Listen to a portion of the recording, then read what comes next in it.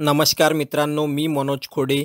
मित्रांनो, तुम्हाला जर बांधकाम कामगार म्हणून नवीन नोंदणी किंवा रिन्युअल म्हणजेच नूतनीकरण करायचे असेल, तर हा व्हिडिओ तुमच्यासाठी खूप महत्त्वाचा आहे.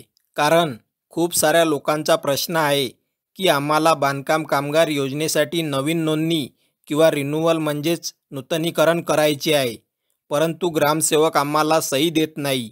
मग यावरती काही दुसरा पर्याय आहे का? तर मित्रांनो, तुम्हाला जर ग्रामसेवक सही देत नसेल तर आता तुम्हाला काळजी करण्याची गरज नाही, कारण यावरती दुसरा पर्याय निघालेला आहे. आता हा दुसरा पर्याय काय आहे तो मी या व्हिडिओमध्ये तुम्हाला सांगणार आहे. तर आता हा दुसरा पर्याय काय आहे याबद्दल सविस्तर आणि संपूर्ण माहिती मी तुम्हाला सांगणार आहे. त्यासाठी व्हिडिओला शेवटपर्यंत नक्की बघा आणि चॅनलवरती जर पहिल्यांदाच आला असाल तर या चॅनलला सबस्क्राईब करून घ्या, कारण आपल्या चॅनलवरती असेच महत्त्वपूर्ण आणि अचूक व्हिडिओ येत असतात. तर चला व्हिडिओला सुरुवात करूया.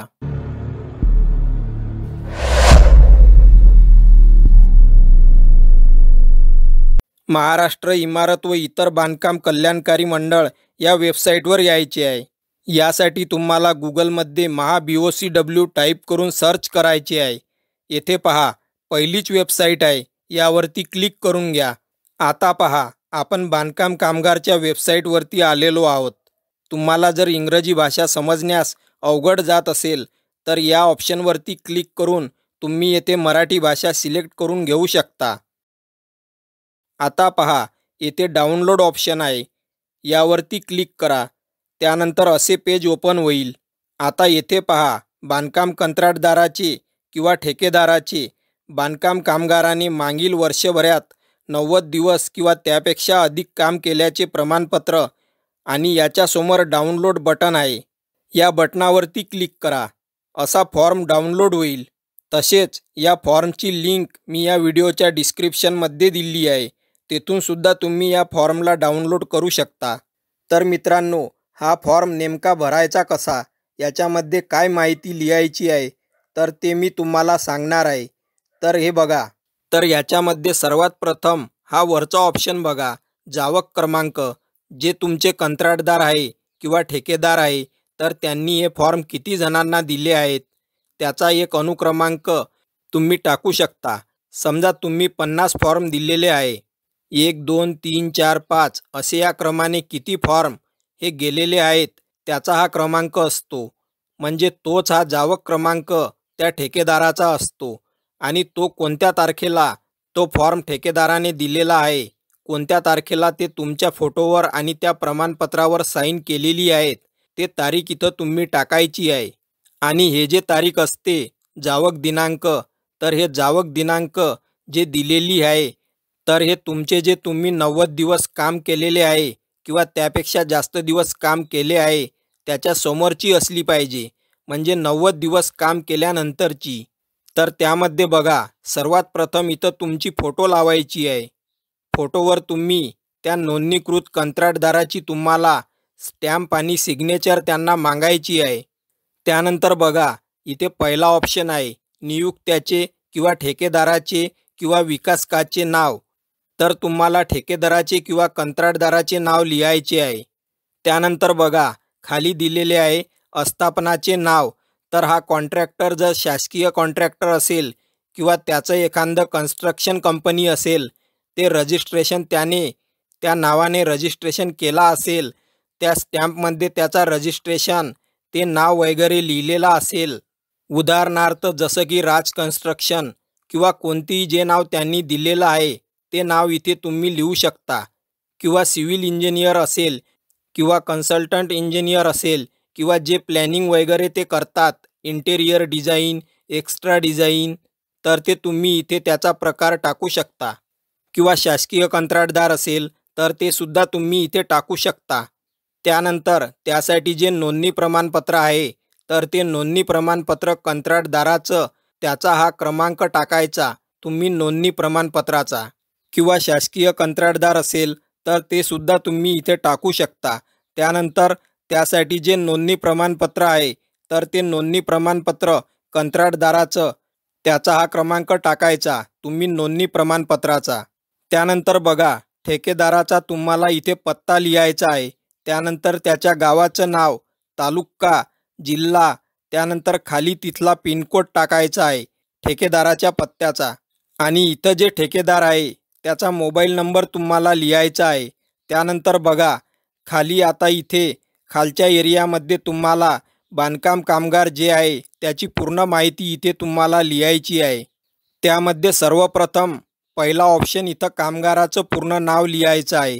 हे नाव तुमचं as it as same to same आधारनुसार टाका. जर आधार कार्डवर नाव रॉंग असेल, स्पेलिंग मिस्टेक असेल, ते तुम्ही आधीच दुरुस्त करून घ्या. त्यानंतर तुमचं वय आहे ते सुद्धा जे तुमचं आधार कार्डवर जन्मतारीख दिलेली आहे त्यानुसार कॅल्क्युलेट करून हे वय टाका. आणि जर तुमच्या आधार कार्डवर फक्त जन्मवर्ष टाकलेला असेल तर तुमचं आधार कार्ड आधीच अपडेट करून घ्या. कारण की तुमच्या जन्मतारखेचा, नावाचा पुरावा आणि तुमच्या पत्त्याचा पुरावा हा आधार कार्डवरूनच गृहीत धरला जाते. त्यासाठी तुमचं आधार कार्ड अपडेट नसेल तर आधी अपडेट करून घ्या. त्यानंतर खाली बघा इथं कामगाराचा पत्ता दिलेला आहे. तर तुमच्या आधार कार्डवर जो पत्ता आहे कामगाराचा ते तुमचं पूर्ण नाव, पूर्ण पत्ता इथे टाकायचा आहे. त्यानुसार तुमचं गावाचं नाव, तालुक्याचं नाव आणि जिल्ह्याचं नाव आणि तुमच्या गावाचा पिनकोड टाकायचा आहे. त्यानंतर इथे कामगाराचा मोबाईल नंबर टाकायचा आहे. आणि इथं बघा बांधकाम कामगाराचा प्रकार, कामाचा प्रकार किंवा स्वरूप. म्हणजे आता बघा तुम्ही इथं कोणतं काम करत आहात, हेल्पर आहात, वेल्डर आहात किंवा एखादं खोदकाम केलेलं आहे किंवा इलेक्ट्रिशियनचं काम करत आहात. म्हणजे जे कोणतंही काम आपण जेव्हा घर बांधतो किंवा रस्ते बांधतो किंवा कोणतेही काम, तर इथे तुम्हाला त्यामधले कोणतेही जे काम असते इलेक्ट्रिशियनपासून खोदकामापर्यंत ते त्यामधलं कोणतंही काम तुम्ही टाकू शकता. ठीक आहे. त्यानंतर बघा कामाचा कालावधी. इथं तुम्हाला बघा मागील 1 वर्षातील 90 दिवसाचा किंवा त्यापेक्षा जास्त दिवसाचा तुम्हाला इथं कालावधी द्यायचा आहे. तर त्यामध्ये तुम्हाला इथं ते तारीख टाकायची आहे. म्हणजे 90 दिवस किंवा त्यापेक्षा अधिकसुद्धा जमते. मागील 1 वर्षामध्ये 90 दिवस किंवा त्यापेक्षा अधिक कॅल्क्युलेट करून तुम्ही ही तारीख टाकू शकता. त्यानंतर खाली बघा इथं तुमच्या सध्याच्या कामाचा पत्ता दिलेला आहे. म्हणजे तुम्ही मागील 90 दिवसात तारीख जे डिटेल टाकलेली आहे त्या ठेकेदारकडे तुम्ही जे काम केलेलं आहे ते कुठे केलेलं आहे. तर इथे तुम्हाला त्या कामाचा पत्ता लिहायचा आहे. इथं कामाचं गाव लिहायचं आहे. त्यानंतर इथं तालुका लिहायचा आहे. त्यानंतर त्याच्यासमोर जिल्हा लिहायचा आहे. त्यानंतर तुम्ही जिथे काम केलेलं आहे तिथला पिनकोड टाकायचा आहे. त्यानंतर बघा तुमची नियुक्ती दिनांक. म्हणजे तुम्ही त्या ठेकेदाराजवळ कोणत्या तारखेपासून काम करत आहात ती तारीख टाकायची आहे. तर ही नियुक्ती दिनांक तुमची बघा येथे वरती कामाचा कालावधी दिलेला आहे. तर या तारखेपासून असावा किंवा त्याच्या आधीचा असावा. म्हणजेच तुमच्या फॉर्मचा कालावधी ते बरोबर होणार. एकतर तुमची हे तारीख टाका किंवा त्याच्या आधीची तारीख टाका. आणि एक सगळ्यात महत्त्वाचं बघा या तारखेच्या हे जे समोरची तारीख दिलेली आहे हे पूर्ण झाली, तुमचं काम पूर्ण झाल्याची तारीख, याच्यानंतरची तुमची जावक दिनांक जी आहे ते त्याच्यानंतरची असली पाहिजे. ठीक आहे. त्यानंतर बघा खाली दिलेला आहे नियुक्त्याचा किंवा त्या ठेकेदाराचा किंवा विकासकाचा सही आणि शिक्का. तर इथे तुम्हाला त्या ठेकेदाराचा सही आणि शिक्का मारायचा आहे.